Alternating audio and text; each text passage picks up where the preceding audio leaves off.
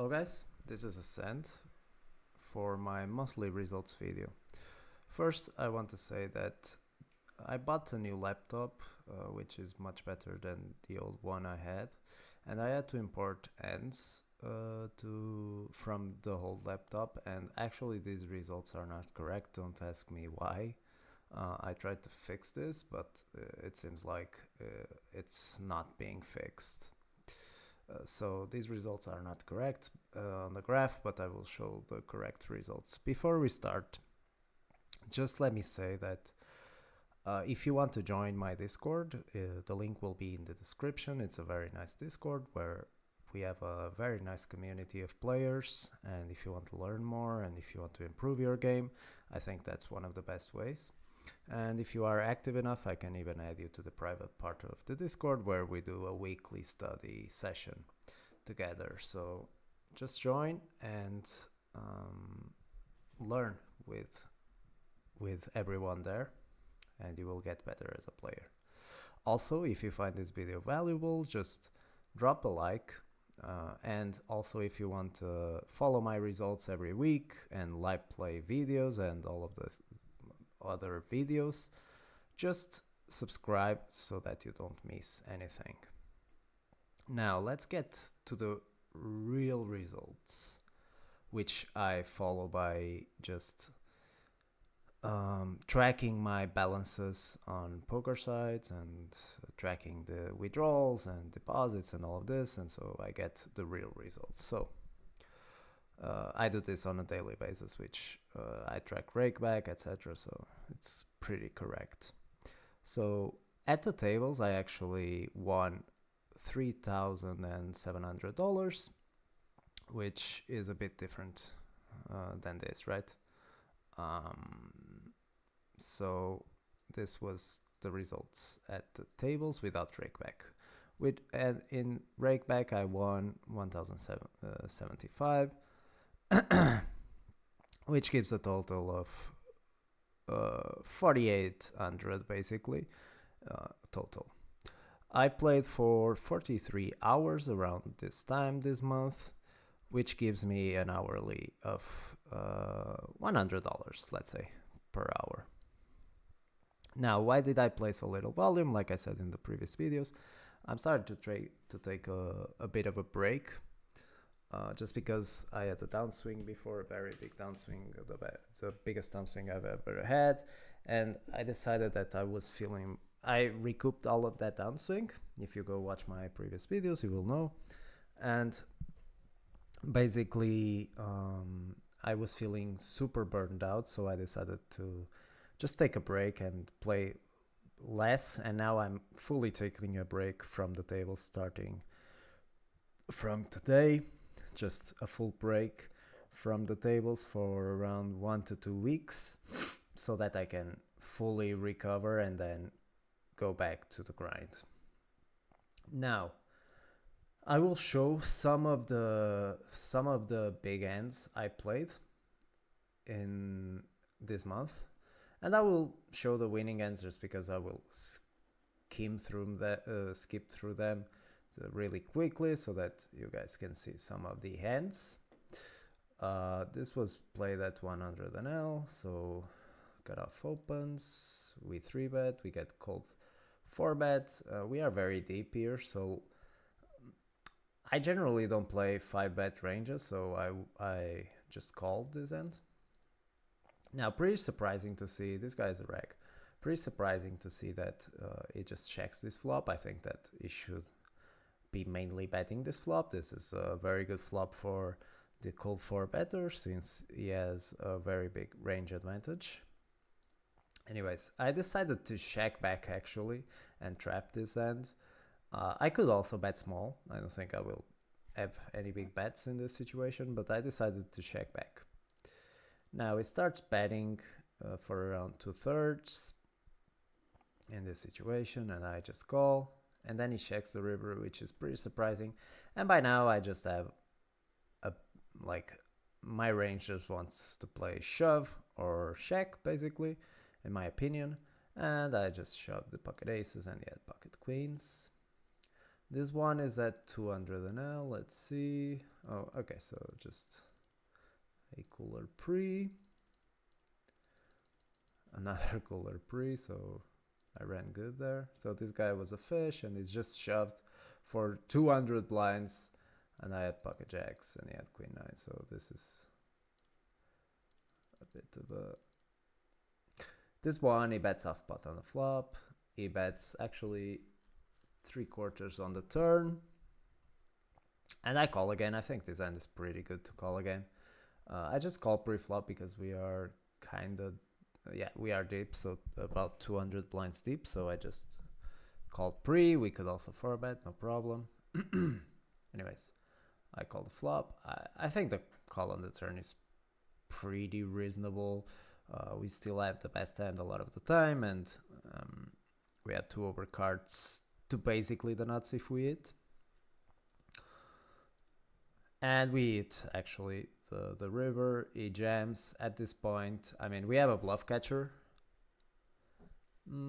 Could he also be jamming something like ace king himself? Might. He might. I mean, yeah, I think he might jam just ace king himself, even though this is a very big jam, right? I think that he might just be jamming the same hand sometimes. So I said the call. Anyways, we just have a pure call, right? And yeah, the bluff. His bluff... I mean, with the jack of diamonds, I don't like it too much, just because I will call a lot on the flop with backdoor diamonds. With a jack, for example, ace jack, king jack, queen jack, those kinds of hands. And jack 9 of diamonds, for example. And by the river, those will be my auto folds. So, I mean, the jack is not great, right? I would prefer other hands to bluff. Here, this was a cooler. Obviously, a lot of the big hands are coolers, right, in poker. So this is not surprising at all. So this is probably a fish. Just donated money. This one I bet off pot on the flop. And I decided to trap the turn. I don't know who this player was, I can't remember, so there might be a reason for this. And I decided to check call, which, I mean, looking back, depending on the player, I might like it, but I think that this will mainly be a check raise on the turn, to be honest. But yeah. And then he jams. I mean, we just have a pretty easy call, right? It might be value betting worse very easily. So it's a pretty easy call, and yeah, he was value betting worse. But I prefer the check raise on the turn, definitely. So here I 4-bet, I bet the turn, he jams.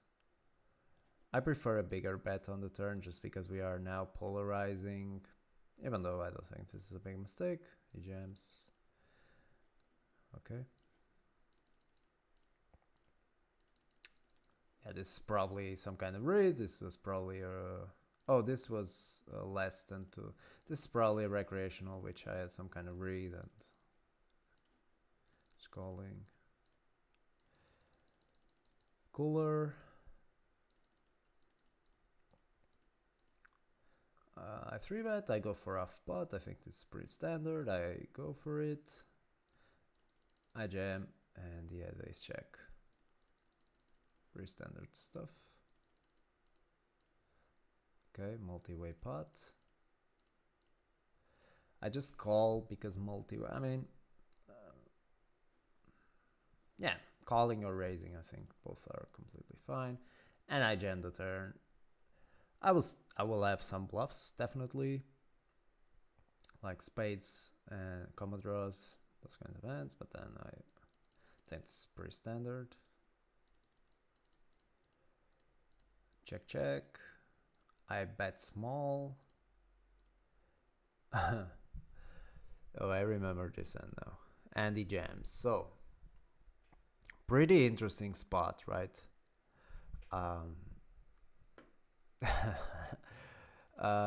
So with 3-bets, I check back. I bet small on the turn, which I think it's fine. and then I bet big on the river and he jams. So my main thought here is that even though we have a bluff catcher, that's correct. My main thought is that I just don't think that he will check enough on the turn with flush draws. That's my main thought. And it's really easy for him to just check call some ends like ace high on the turn and or ends like a 9, and then to realize that it just doesn't have showdown value. But the main thought is that I don't think that he will check enough with flush draws on the turn. And so if he doesn't check enough with flush draws on the turn, then by the river is just in a terrible situation where he obviously realizes that he has a bluff catcher or some kind of weak medium hand. I don't remember what he had in his hand, but he realizes that he just has a weak hand and he has to turn that into a bluff. And it's very, very easy to realize that once the jack comes, right? And with some kind of blocker, I guess, it's very easy to put those into a bluff and to be massively over bluffing this spot. So, and he actually has a hand that he should not have ever. So he's massively over bluffing, right? I didn't remember that he actually had his hand. I thought that something like ace king with a club, but he's massively over bluffing. So you can see that definitely my read at least is correct, that is over bluffing, because I just don't think that people are just checking enough on the turn at enough frequency on the turn with flush draw. So I think this is a nice bluff catcher here. Okay, nothing much to talk about. This is a bomb pot. I decide to lead this one, and I decide to check jam. I think that this is fine, to be honest. I don't mind betting the turn also because the jack is kind of irrelevant. Kind of a punty play, to be honest, by me, but he has so many draws in a bomb pot. I think I prefer just betting the turn myself on the jack, but out of position. But definitely, I don't mind this play because it just has so many draws and we need some protection that I think it's completely fine. He will not have a jack too much. And yeah, I think this is fine, to be honest. So I open this one, I bet multi-way. I don't mind checking this one. He bets turn, obviously we have to call with this end. Now we get to the river. Oh, I remember this end. This guy is a recreational, and we just overbet jam. I mean, just wrapping a flush, right? Not really sure what I will bluff in this spot, but okay, so this is just a recreational, like I said. So we bet small on the flop. We check all on the turn, which I like. He jams, and he has a worse hand. I think we both played it fine. And he has a bluff. Okay, guys. I think that's it. I showed some of the biggest hands that I won. I think this is fine. So this is a recreational.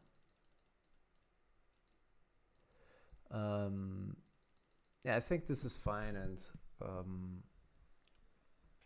hopefully you guys were entertained by this. And yeah, that's it, guys.